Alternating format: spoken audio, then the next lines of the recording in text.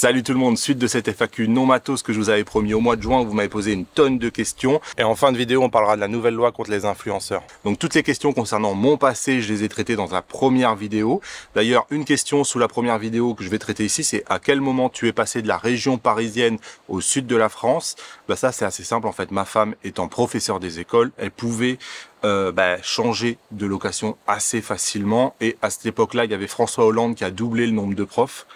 Et on avait des mutations très faciles vers le sud et on en a profité tout simplement pour partir dans le sud de la France puisque moi, mon activité, elle dépendait pas d'un lieu physique et d'ailleurs on en a profité pour beaucoup voyager à ce moment-là puisqu'on a passé 4 ans vraiment à voyager presque 6 mois par an. Alors ensuite, il y a toute une flopée de questions sur les revenus, combien YouTube te permet de gagner, combien te rapporte ta chaîne, est-ce que tu gagnes ta vie avec toutes ces activités numériques, qu'est-ce que tu fais d'autre comme activité professionnelle. Donc suite à la première vidéo, vous avez compris que j'ai pas d'autres activités. Les revenus YouTube, je vous les affiche, c'est entre 800 et 1000 euros par mois. C'est clairement pas aujourd'hui les revenus YouTube qui permettent de soutenir une activité où on travaille 70 heures par semaine et où on se donne beaucoup, c'est vraiment insuffisant, mais ça fait partie du gâteau, entre guillemets. Clairement, moi, mon revenu numéro 1 aujourd'hui, c'est le revenu des formations. Donc, pour ceux qui ne le savent pas, parce que souvent, beaucoup ignorent que je vis de la formation, j'ai une formation qui s'appelle Mon Initiation à la photo, qui est là pour apprendre la photo depuis zéro. J'ai deux formations au développement photo, une sur Lightroom et une sur Capture One. J'ai une formation à Photoshop qui s'appelle Apprendre à aimer Photoshop. J'ai une formation à la Voie lactée et ensuite j'ai 17 masterclass pour prendre en main vos boîtiers. Clairement, aujourd'hui, le gros de mon business, c'est l'activité de formation. J'ai aussi du revenu affilié.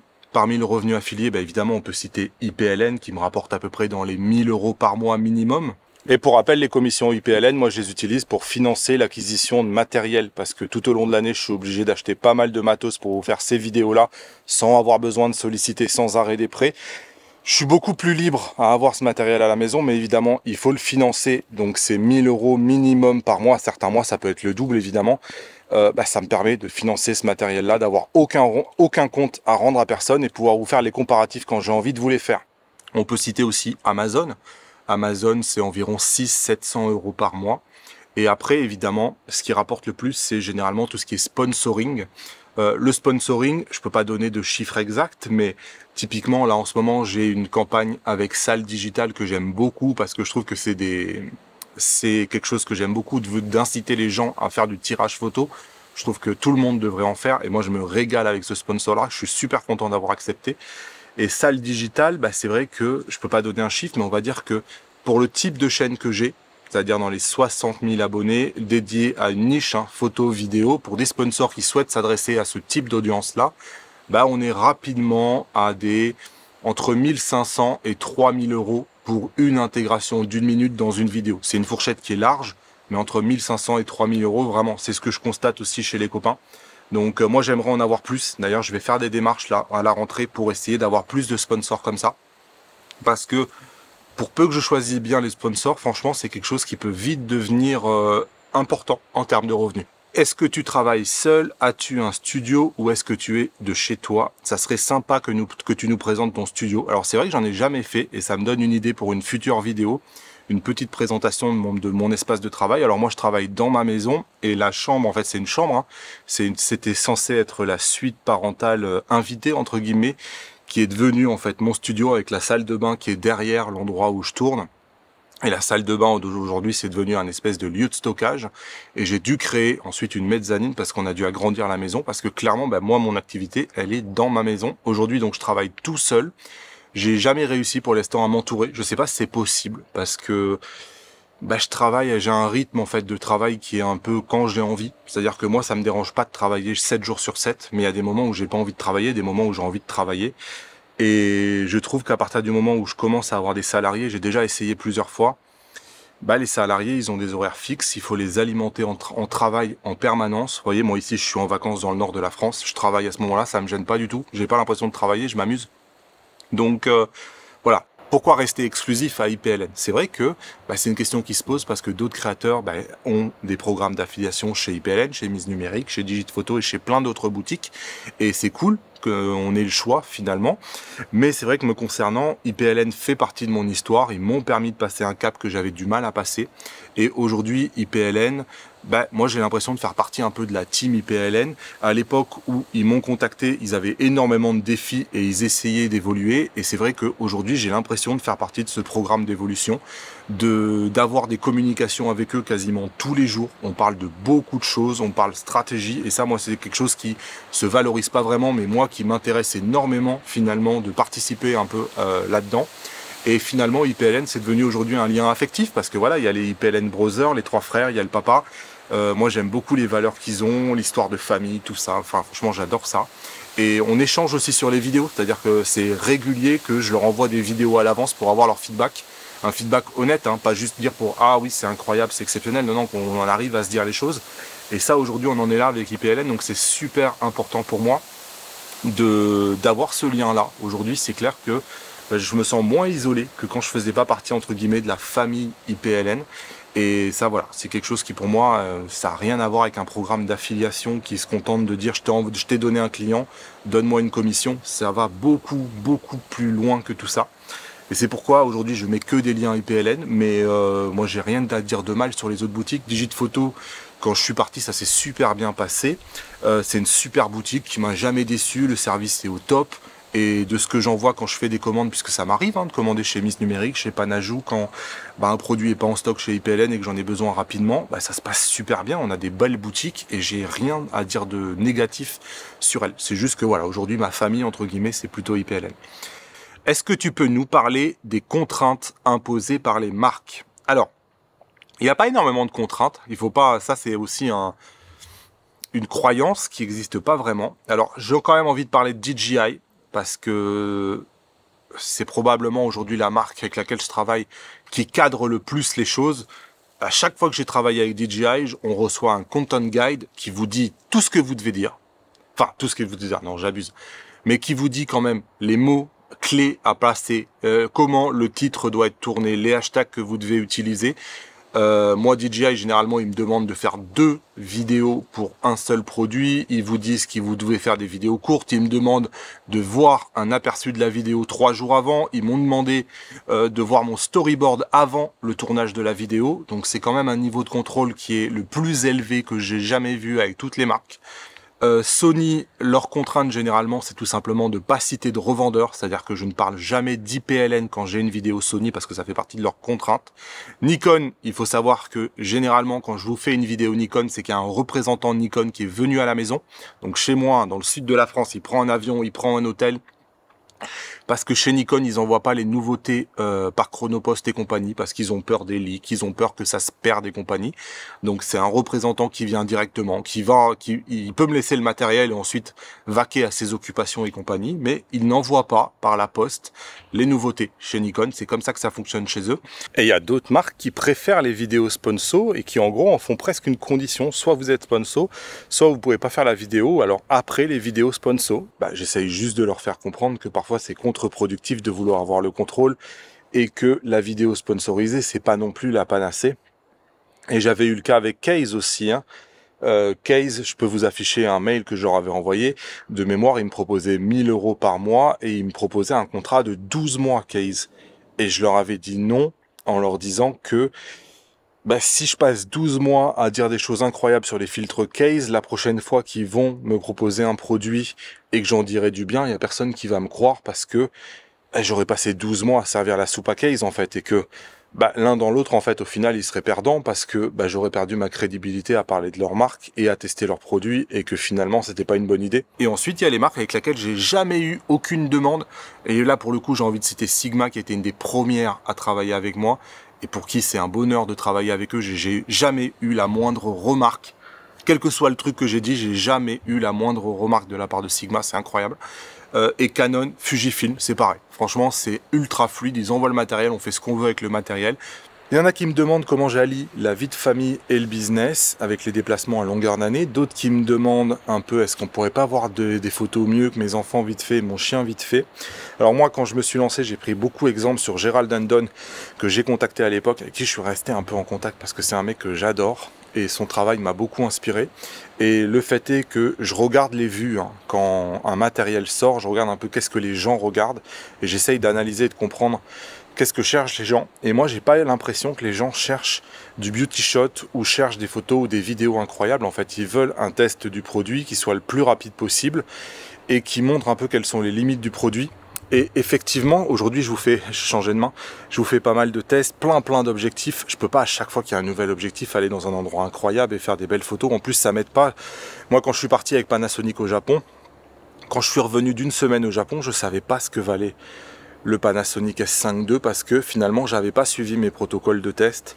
Et finalement, oui, j'avais passé un bon moment, mais c'est très subjectif.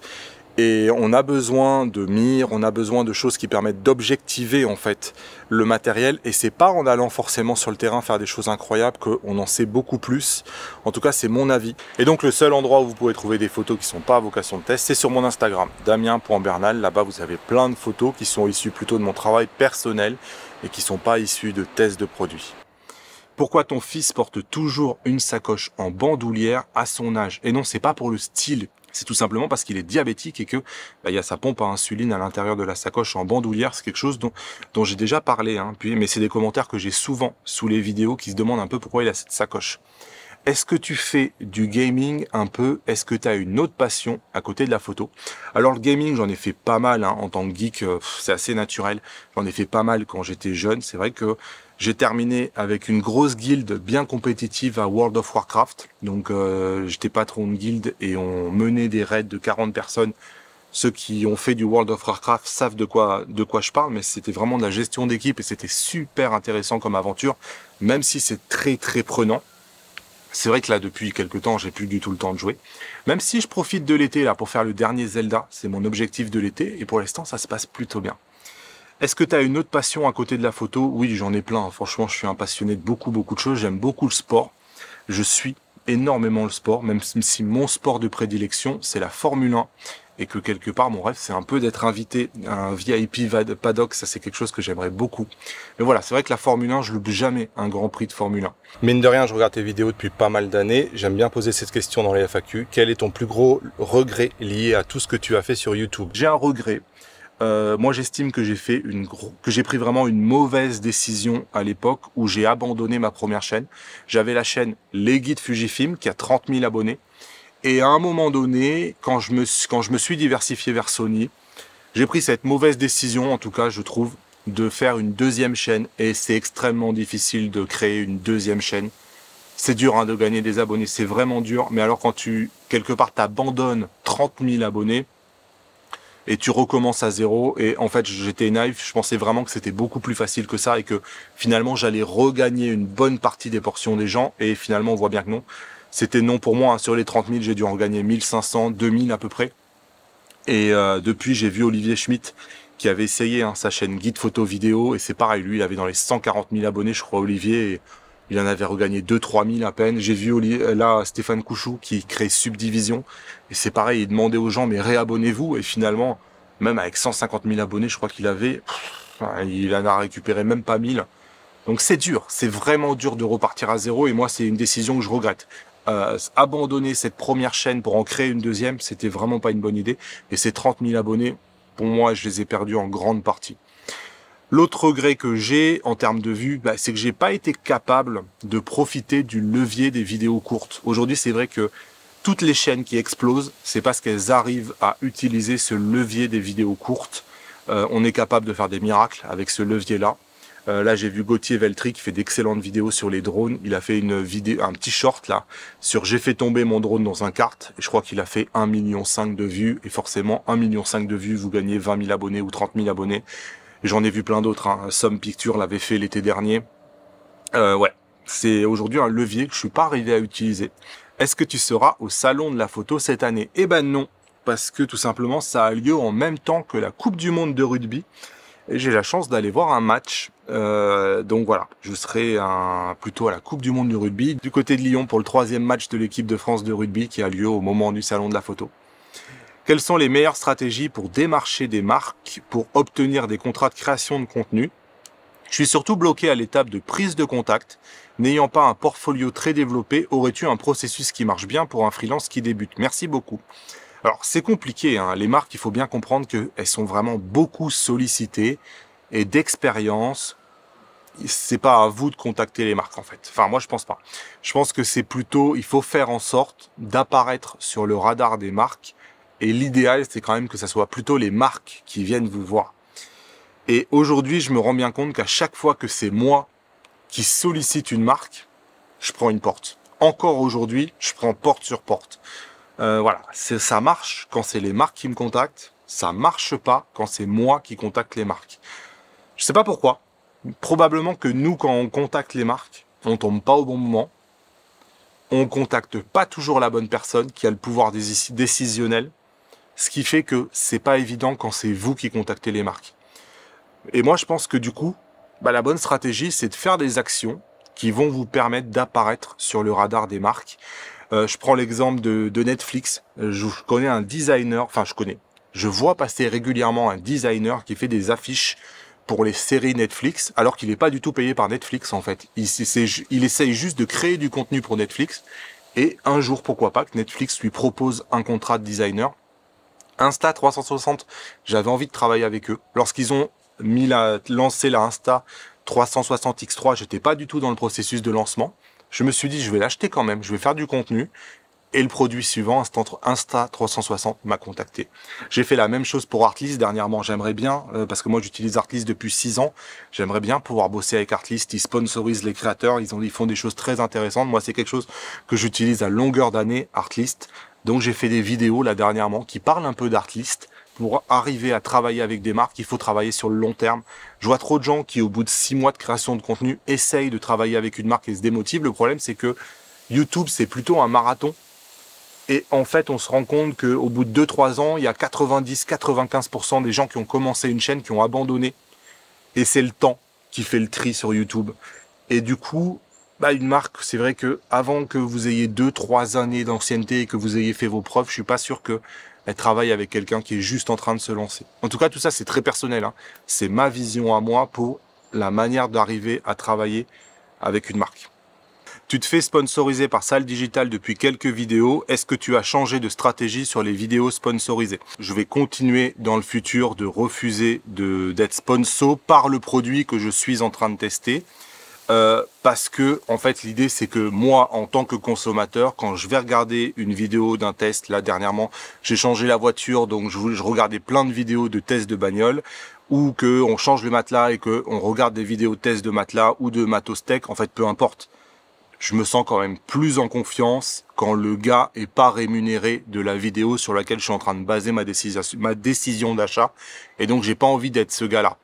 J'espère avoir de plus en plus de sponsors, mais qui sont pas en lien avec la vidéo que je suis en train de faire. Bonjour Damien, j'ai perdu l'envie de regarder la majorité des youtubeurs.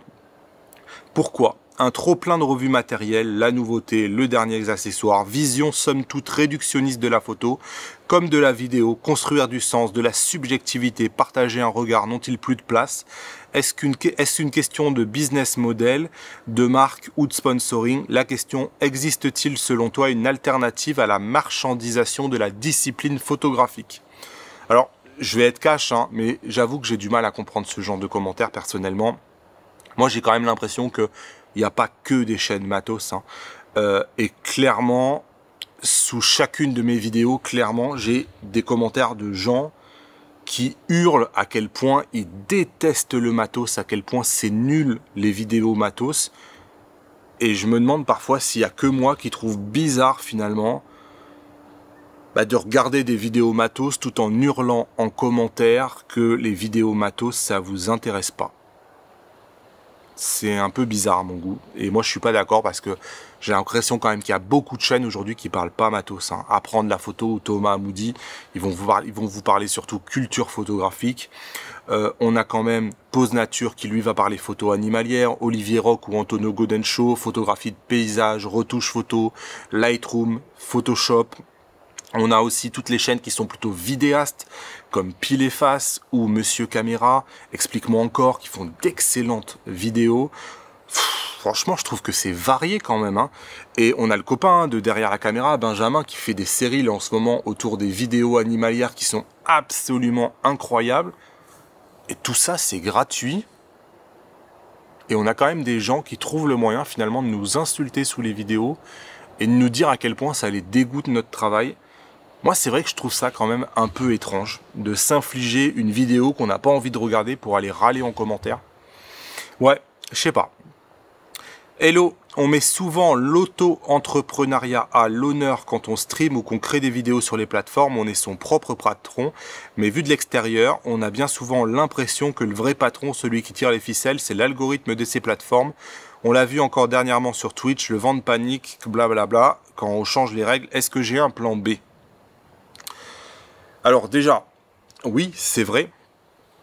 Et on peut tout perdre du jour au lendemain parce que ces plateformes-là, aujourd'hui, on ne les contrôle pas. On ne contrôle pas l'algorithme, mais on ne contrôle pas non plus qu'ils peuvent nous fermer notre compte à tout moment. Et dernièrement, Cyril MP4 disait que il avait failli se faire raser sa chaîne du jour au lendemain parce que une grosse major l'attaquait. Et l'autre truc dont on parle un peu moins, c'est le piratage. On a vu Poisson Fécond qui a failli perdre sa chaîne parce qu'un pirate a réussi à prendre le contrôle de sa chaîne et aurait pu supprimer toutes les vidéos. Et ça aurait été une catastrophe vraiment pour Poisson Fécond. Et plus proche de moi, j'ai vu mon ami Olivier Roch qui s'est fait pirater son compte Facebook. Et vraiment par un procédé qui est digne des films. Je rentre pas dans le détail ici, mais c'est incroyable la complexité et à quel point il cherche. Et les gars, il faut bien se rendre compte que dans le cas d'Olivier, ils ont diffusé 14 000 € de publicité en 24 heures et que le gars lui faisait ensuite des demandes de rançon de 10 000 $ pour redonner l'accès au compte et que quand on essaye de parler à ces plateformes-là, il n'y a pas de support. Hein. Vous trouverez jamais à qui parler. Donc ouais, ça me paraît quand même important d'être vigilant et de ne pas mettre tous les œufs dans le même panier. Concernant le plan B, me concernant, j'ai vraiment fait attention que mon business soit réparti entre toutes ces plateformes-là parce que à tout moment, on peut tout perdre et ça, c'est réel. Donc moi, par ordre d'importance aujourd'hui dans mon business, en premier, en numéro 1, c'est ma base email. J'ai la chance d'avoir 120 000 emails qualifiés qui aujourd'hui est le truc le plus important dans mon entreprise. En numéro 2, j'ai tendance plutôt à mettre mes sites web. J'ai 3 sites web aujourd'hui, lesguidesony.com, lesguidesfujifilm.com et leblogphoto.net. Ces 3 sites web aujourd'hui, ils font à peu près 3000 visites par jour. Et en fait, c'est des gens qui font les recherches sur Google, qui tombent sur ces sites web parce qu'ils sont plutôt bien référencés.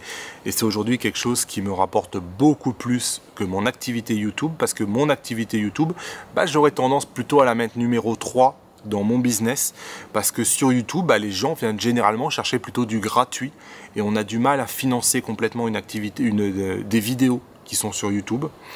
Et en numéro 4, j'aurais tendance à mettre tout ce qui est groupe Facebook parce que j'ai travaillé aussi pas mal sur la création de groupes Facebook qui sont devenus peu à peu les groupes les plus importants au niveau francophone.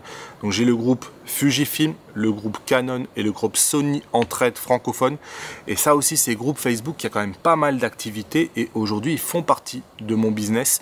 Et beaucoup plus loin dans mon business, j'aurais tendance à mettre Instagram et TikTok qui aujourd'hui m'apportent absolument rien et sur lequel j'ai pas du tout réussi à percer et à développer quoi que ce soit. Ça représente pas grand chose dans mon activité. Donc voilà, avec tout ça, quand même, tous les œufs sont pas dans le même panier. Ouais, changement d'ambiance. C'était l'automne en juillet quand j'ai tourné tout ça et maintenant c'est la canicule.